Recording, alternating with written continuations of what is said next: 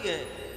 आजकल तो स्त्री माताएं जो है धर्मोपदेश भी कर रही हैं। स्त्री का पढ़ा लिखा होना बुरी बात नहीं है, स्त्री पढ़े लिखे, लेकिन पढ़ाई लिखाई क्यों होनी चाहिए स्त्री की, इस बात की विशेष चर्चा है हमारे शास्त्रों में। स्त्री पढ़ी लिखी क्यों हो? क्या समाज को धर्मोपदेश देने के लिए? बोले नहीं, स्त्री अपने संतान को धर्मोपदेश देने के लिए होनी चाहिए, क्योंकि जीव की सबसे प्रथम जो गुरु होती है वो माता होती है। आजकल तो प्रथा सी चल गई है, आजकल हम बहू भी लाते हैं। बुरा देखो माताओं, बुरा नहीं मानना, बात है सच्ची है पर कड़वी है, इसलिए बुरा नहीं मानना, आप सबसे क्षमा प्रार्थी भी हो। आज हम बहू भी देखते हैं तो ऐसी देखते हैं जो हमारा जॉब करती हो। आजकल हम बहू भी वैसी लाते हैं। उसकी विद्या का विक्रय नहीं होना चाहिए जीवन में।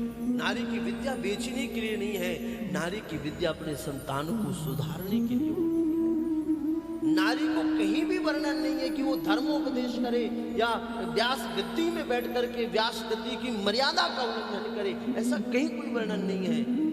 माताओं क्षमा करना, ऐसी कहीं कोई कथा नहीं है।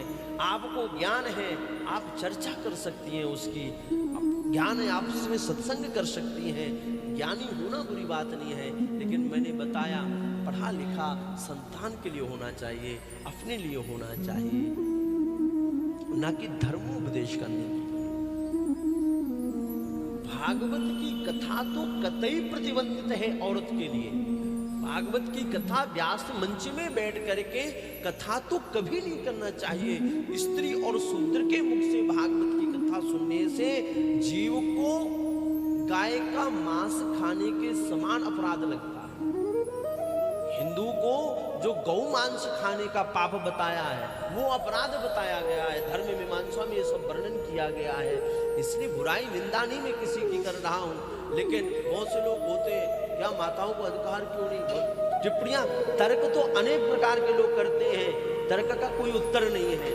आप जितने तर्क करोगे, तर्को प्रतिष्ठो नतमर्तमा हो, जितना आप तर्क में अंदर जाते जाओगे उतनी बुद्धि जो है जीव को उलझती चली जाती है।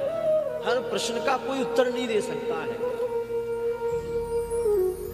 कई प्रश्न ऐसे होते हैं कि ब्रह्मा भी उत्तर नहीं दे पाते हैं। हम आप तो जीव हैं, एक साधारण से ब्रह्मा